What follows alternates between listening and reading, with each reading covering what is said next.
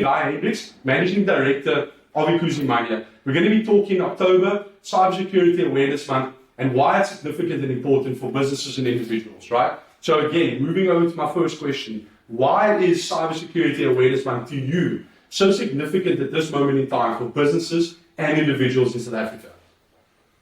I think because at the moment one of the key risks that South Africa faces is that we are starting to become a trend, or the security becomes a trend within South Africa, and the cyber attacks are becoming more and more. And I think that if we're not aware, and when we don't start having awareness, we are actually going to become what's the word I'm looking for? More at risk to cyber criminals, because at the end of the day they're going to be able to attack us, and we're not going to have any way of actually preventing that going forward. Perfect. So that leads me to my next question then. In your mind, what is the biggest cybersecurity threat at the moment facing South African businesses, and then how, in your mind, would you look at protecting them?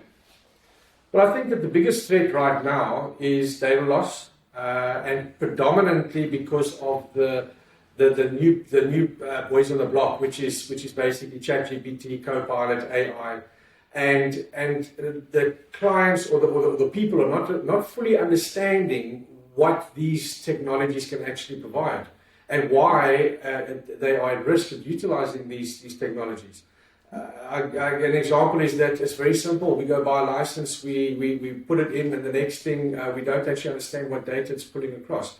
Now, a lot of companies say, well, it's not a risk and all that type of thing, but in our expertise and our environment, we are picking up more and more threats because of this new technology that people don't understand. Okay.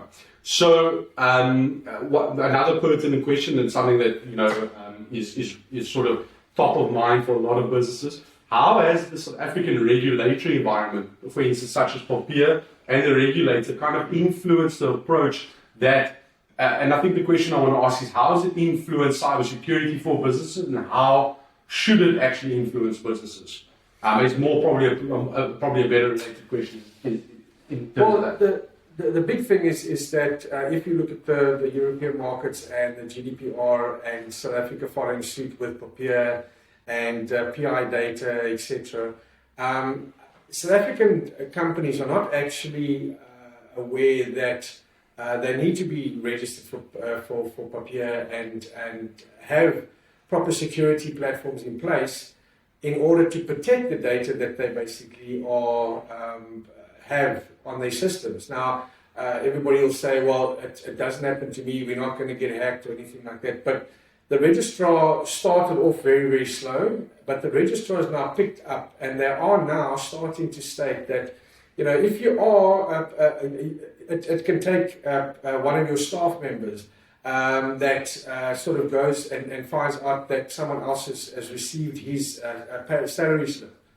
and they go and log a complaint at the registrar. And the registrar then comes and does an analysis on your environment, and you're not protected. You can have large fines or even go to jail. And the thing is that they're not allowing companies anymore to just say, okay, fine, we'll give you 6 months, we'll give you 5 months. They're going to fine you straight away. So I hope that answers the question. But the big thing is that we as South Africans don't understand the regulations that we as companies need to have in place in order to protect our environment. So you're saying that it is the owners of that business and the owner of the data to ensure that they protect their clients and their staff's information? Yes, 100%. Because at the end of the day, the data that you're collecting is, you take an HR system, and HR system's collecting all your data, it's collecting all your information, and at the end of the day, you as an organization are responsible to make sure that that data stays where it's supposed to, that nobody else should have access to the environment. You think you could have a major problem if one of your staff members finds out that a guy lower down is earning more than a guy that's higher, and so forth, and then all of a sudden they complain, and the fines are not small, they're big. And I think that's where we have to start actually understanding the risks that we have, and making sure that we actually comply to the regulator or to the regulations that are in South Africa. We don't have to comply to the world, but the thing is, at the end of the day, you need to comply to South Africa, and that is where we're lacking. Okay. So that then leads, I think, to one of the key things that maybe Kuzimine is doing at the moment is, how, can you tell me, I think, more to rephrase it a bit better, can you tell us about Kuzimane's approach to firstly building that awareness, and then how has the cybersecurity suite you built distributed, how is it kind of aligning to or catering for those South African, for the needs of those businesses in South Africa? So, 5-6 years ago, I started to have a look at cybersecurity and where cybersecurity basically was being implemented. And the key thing that I found was that there are diverse tools that do diverse things, but they were never brought together as a single entity. And I went out and I actually did a lot of evaluations on products, companies, processes, procedures, and all that type of thing, and I built the product Astutus. Now, Astutus is not a product as such, but it's a concept that I put together, but it encompasses the whole idea of cyber threat. Now, what is cyber threat? Cyber threat is either infiltration or exfiltration. And most companies focus on infiltration, which means that they want to try and stop hackers from getting into the environment and all that type of thing. And that is pretty much covered quite with ransomware tools or antivirus or firewalls, etc. But the other idea, or the other thing that came about, was this whole idea with POPIA and GDPR was that is exfiltration of data. That means your internal staff that is letting your own data, etc., that goes out of the environment, and that you've got no control of this. And this is where the whole concept of data loss prevention came about. And we are focused heavily on both of those aspects. So we protect from infiltration to exfiltration to make sure that at the end of the day, you haven't lost one cog in the wheel of cybersecurity. You can have the best antivirus in the world, but your staff are busy selling all your designs and concepts and all that type of thing to other people by allowing the data to go out and all that type of thing, allowing the data to go out, and you've got no control over that. You've got your secrets, you've got your patents, you've got all of those type of things that you've worked hard to build up. Now that data can just be easily sent out to anybody. And again, it comes back to the whole HR thing that I was saying earlier on. You've got to protect your data internally and externally, and make sure that you do not have be exposed to environments or expose your environment to people who are going to steal your data.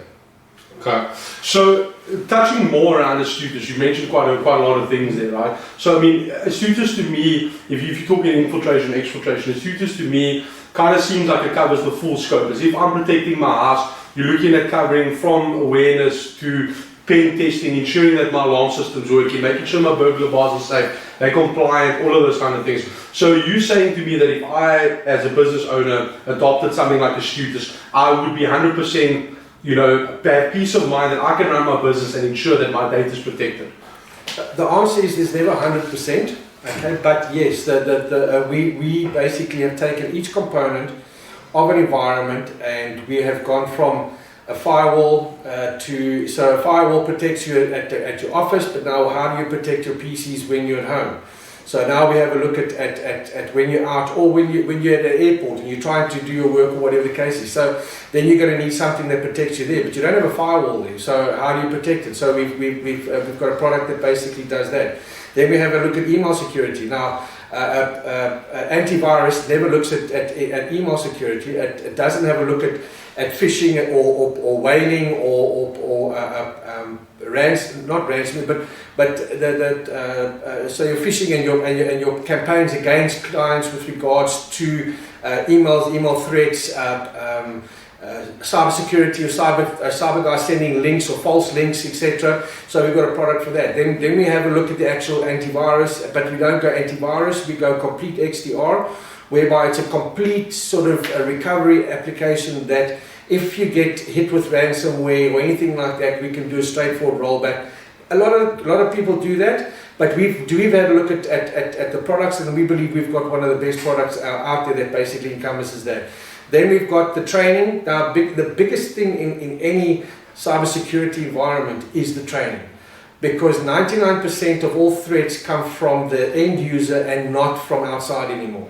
So it's the end user clicking on a link, the end user sending an email that's not supposed to, the end user that does something on the network that they shouldn't be able to do. So we do a lot of awareness training. We utilize videos, we utilize on-prem stuff, on-prem training, and we try and continuously sort of evolve with regards to that. And then we have penetration testing. So the key thing is that you need to also continuously check that. Even for us, we don't believe that if we don't check ourselves that we are 100% protecting our clients. So we utilize penetration testing in order to test and make sure that any access has been dealt with, and that if we pick up something that we can rectify straight away. And then, of course, the last part of the component is basically the data loss prevention.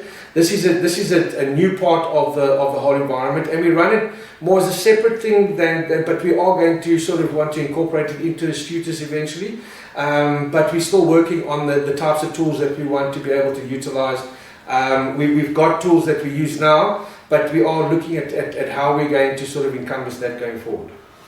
Thank you. What I'm going to do is I'm going to close off. I think what we're going to do throughout the whole cybersecurity awareness month is kind of touch on a few topics as we go along. This being the opening video, I think you've touched on a lot of very interesting things. I think a lot of things that are pertinent to South Africa, the regulations, kind of where people need to be worried about looking after their data. I think what we all wanting to know is, looking forward in the business, looking forward to cybersecurity within your organization, what do you think the future holds firstly for cybersecurity in South Africa?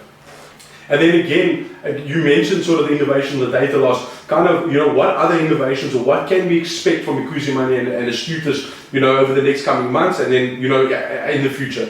If you're not ready to divulge certain information, please let us know. But I think from this perspective, we're all wanting to know where you are wanting to innovate, where you see, how things pan out for cybersecurity. Cybersecurity is here to stay, and I think with AI and your co-pilots and your chat GPTs that are around, I think that the risk, and we're starting to see it worldwide. South Africa is still sort of we sort of third or fourth on the rung at the moment of the most attacked, but a lot of people don't divulge that because they are scared that the registrar is going to do something to them, and which is because we don't put those things in place. I think the next big thing for us is having a look at the insurance organizations, how we can sort of create proper plans and processes to assist companies in being able to utilize and get insurance and things like that, because the insurance is going to be the next big thing in South Africa, where companies are, I don't want to say that they're going to be forced, but I think that they will be forced going forward to make sure that they insure themselves against breaches and things like that. And that's going to be a big driving force for cybersecurity in South Africa. We're seeing it worldwide, where the sort of from a GDPR point of view and things like that, the compliance has to be 100%. The guys can't just say, oh well, it's not going to happen to me, and they're being fined big fines. And I think that's where we sort of going to focus with our product. We also want to create an innovative sort of dashboard to our products, whereby the client can basically log in at any stage, have a look at their stats, see how things are going, that type of thing, and then just build on the trust that we have in the product.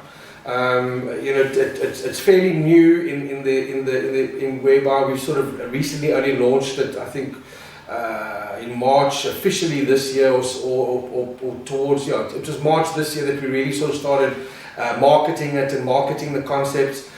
We want to grow our social media environments and things like that, and do more of these sessions, so that we can try and get clients to understand that we, us as an organization, first of all, we know what we're talking about, and secondly, that there are risks out there that you need to be aware of. Thank you. I think that's it. Thank you very much.